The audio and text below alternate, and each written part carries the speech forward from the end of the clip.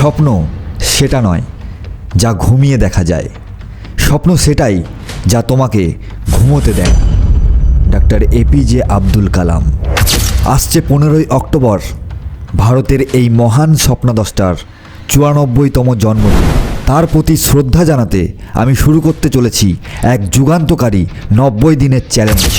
লক্ষ্য নিজেকে নতুন করে গড়া এবং নিজের সেরা সংস্করণে পৌঁছানো। আপনি কি আপনার জীবনকে পরবর্তী স্তরে নিয়ে যেতে প্রস্তুত? আপনি কি চান আপনার স্বপ্নগুলো ঘুমিয়ে দেখার বস্তু না হয়ে বাস্তবে রূপ নিক? যদি আপনার উত্তর হ্যাঁ হয়, তবে যোগ দিন আমার সাথে এই অসাধারণ যাত্রায়। আগামী 15ই অক্টোবর থেকে শুরু হচ্ছে আমাদের এই 90 দিনের মিশন। আপনি প্রস্তুত তো? বদলে ফেলুন নিজেকে, বদলে যাবে আপনার পৃথিবী।